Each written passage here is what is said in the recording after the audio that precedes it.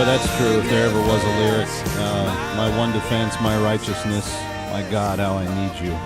We all do today. Gavin McCullough, glad you're with us on AFA today here on AFR Talk. Again, continuing from our studios in New York where we come to you each weekday. Gavin McCullough is my name. Israel said in relationship to the topic of what we're discussing today that they weren't going to have anything with this agreement. Benjamin Netanyahu making clear almost immediately the following. Let's see, this comes from ABC News. Israel's prime minister heartily condemned the international community's nuclear deal with Iran on Sunday, calling it a horrific mistake, and saying he was not bound by the agreement. Speaking to his cabinet, Prime Minister Benjamin Netanyahu said the world had become a more dangerous place as a result of the deal and reiterated a long-standing threat to use military action against Iran if needed, declaring that Israel has the right and duty to defend itself by itself if necessary. What was reached last night in Geneva is not a historic agreement, said Netanyahu. It is a historic mistake. Today the world became a much more dangerous place because the most dangerous regime in the world made a significant step in obtaining the most dangerous weapons in the world. Voicing what he called Israel's right to self-defense, he said, I want to clarify that Israel will not let Iran develop nuclear military capability. That seems pretty straightforward. Some folks over at the National Review, Daniel Pipes in particular, calling it a foreign policy disaster. He said this: the American goal for the accord was that Iranians not advance their program of building a uranium nuclear bomb. The apparent deal exactly permits such advancement, plus sanctions relief to Tehran worth about $9 billion. This wretched deal offers one of those rare occasions when comparison with Neville Chamberlain in Munich in 1938 is valid. An over-eager Western government, blind to the evil cunning of the regime it so much wants to work with, appeases it with concessions that will come back to haunt it. Geneva and November 24th will be remembered along with Munich and September 29th. Another blog called Outside the Beltway added this: there are plenty of reasons to be skeptical about this deal and about whether the Iranians will both comply with its terms and negotiate in good faith toward a longer-term agreement. However, at first glance, this seems to be a good step in the right direction and a far better alternative than the idea that the only way to deal with Iran has become more and more bellicose to the point where military action would seem to be the only option. Churchill once said, to jaw is always better than to war. So while it's far too early to say we've averted an eventual path toward war, at least there seems to be some hope. This is Doug Matakonis at Outside the Beltway. I believe that they are a more libertarian blog, so they're saying give diplomacy a chance. My thoughts are much more along the lines of Daniel Pipes at National Review. This is a disaster. And guess what? I'm surprised that this hasn't been mentioned more. About 2 hours before the deal was signed, Iranian officials announced construction of 2 new nuclear reactors. Just hours before the United States and Western nations signed a nuclear pact allowing Iran to continue enriching the key component in a nuclear weapon. Senior Iranian officials said that they are ready to build a second and a third nuclear reactor in addition to the one currently being operated in tandem with Russia, according to state-run media reports. So what you have there is, whether they signed that agreement or not, Iran's already saying, we're going to expand our enrichment process. We're going to add more reactors online. We're going to be able to enrich uranium faster, greater doses of it faster than we were before. We're going to triple the amount of enriched uranium that we can produce. And what do we say? Well, if you'll play nice, we'll give you $8 billion. Well, what a deal that is. For who? 888-589-8840, 888-589-8840. Let's go to Larry in Louisiana. Hi, Larry. Welcome. Hi. How you doing, Kevin? Good. Listen, I just wanted to make a statement that about the gentleman who called earlier, just, saying about how evil and Obama was and that, he's a type of Antichrist and so on. We have to keep in mind that that we, the people of America, voted for him. Mm-hmm. And as a nation, he's our president. the thing about it is, though, is that we should pray for him. And if God, he only has the power that God lets him have. God is still on the throne. He's still in control. And if we as the people would surrender ourselves, we would act towards God, that would change the attitude. That would change everything. But, when we try to attack the president, and I've been there right along with everybody, but it just, as you pray, you humble yourself, and the Holy Spirit humbles you. And if people would pray for you as a nation for salvation, I think that if God's going to let it happen, God's going to let it happen. You know what I'm saying? To where that would change his heart. But I know the Pharaoh did when Moses was God was trying to change his heart. He hardened his heart. After a while, he just hardened his heart. And who knows? Maybe that's what's happened now. I'm not sure. But I just know that we as a nation, if we call ourselves a Christian nation, we should be praying for him, our leaders, and they're not the best. We know that. Larry, I believe that's exactly what you heard me say to him. I believe that my response was, yes, we should pray for our leaders, and we should pray that they take on the mind of God. Exactly, and I'm agreeing with you. I'm just saying, I'm taking it one little step further in the fact that I'm saying, it's hard to pray, and I understand that, and people understand that it's hard to pray for somebody that is doing stuff that makes you angry, and that's a tough way to go. I know that. Well, what we should be doing, Larry, is praying as though our lives depend upon it. That's how we should be praying. Lord, have mercy on us and bring the truth to our leaders, because they need you. We need you. We're incapable of correcting this on our own. This has gotten way, way, way out of hand. We don't have the power to do it. Let's go to Dennis in Mississippi. Dennis, you're up next with Gavin McCullough. Glad you're with us. Hi. How you doing? I'm a military veteran, and maybe my government knowledge ain't too great, but the president can't go on to a third term of service unless there's an act of war declaration, correct? He can't go on anyway. Okay, but if we declare war, there is no election. He automatically forwards forward, right? Well, as far as I know, we have to have the elections, and someone has to be elected president. Okay.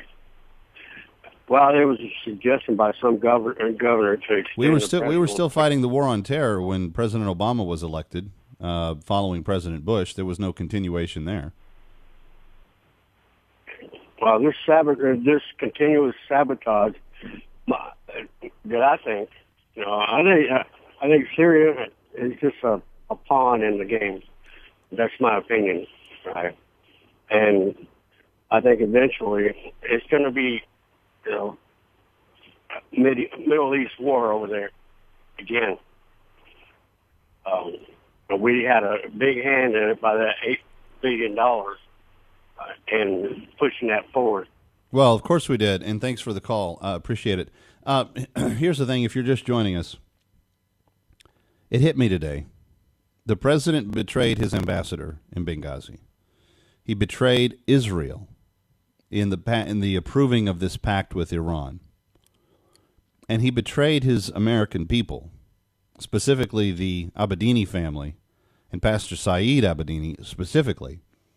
He betrayed them by not even bringing up the pastor's name in the course of the discussions with the Iranian officials.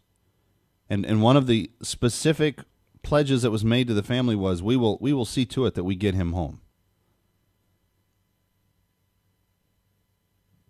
This is one of the reasons, friend, why I've been asking you to go to defendthem.net and join the chorus of voices that are saying to the president, stop spending American dollars to hurt Christians. And there's a lot of ways that they've been doing it, with legislation, with bankrolling some rebel forces in Syria and so forth that are not fighting on the side of believers, supporting the Muslim Brotherhood verbally and in other ways. It's one of the reasons why they need to hear from us. It's one of the reasons why the administration and the Congress need to know that the American people are paying attention.